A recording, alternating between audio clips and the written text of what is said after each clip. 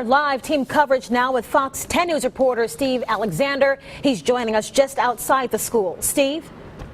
The disturbance happened shortly before 10:30 this morning, and Fox 10 News has obtained cell phone video in the hallway shortly after that incident happened. Officials are piecing the information together. A student had a gun, and it was loaded, and he took it out and aimed at another student, and the gun misfired.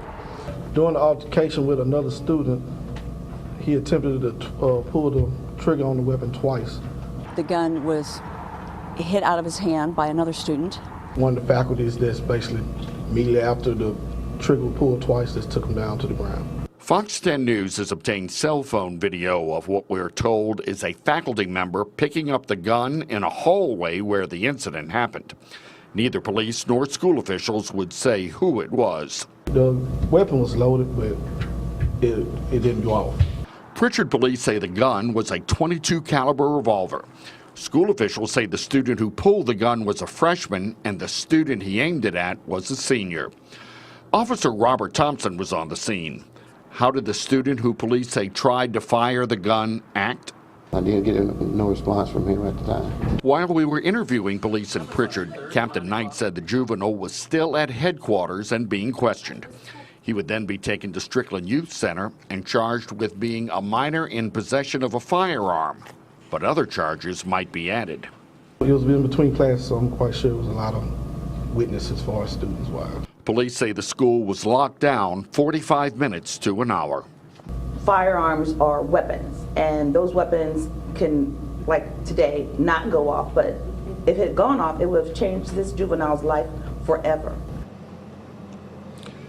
Now, Fox 10 News reporter Renee Dials has been investigating the question of security at this campus and at other campuses. She joins me now to tell us a little bit about what we learned.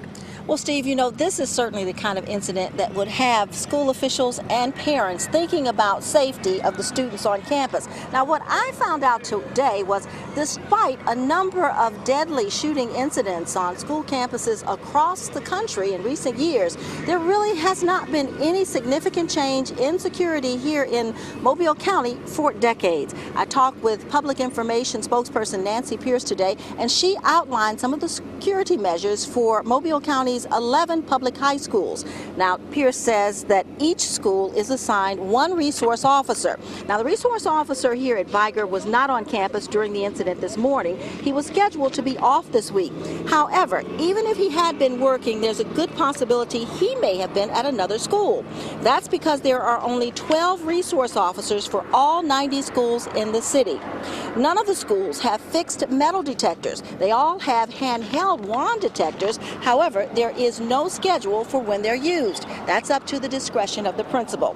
The only significant change in security here in Mobile County happened about 9 years ago, and that's when resource officers were barred from carrying handguns in the schools. Now, a bill that would have armed resource officers failed to make it through the 2013 legislative session. Coming up at 5:30, I will have reaction from parents to this morning's gun incident. Bob, Lenise? All right.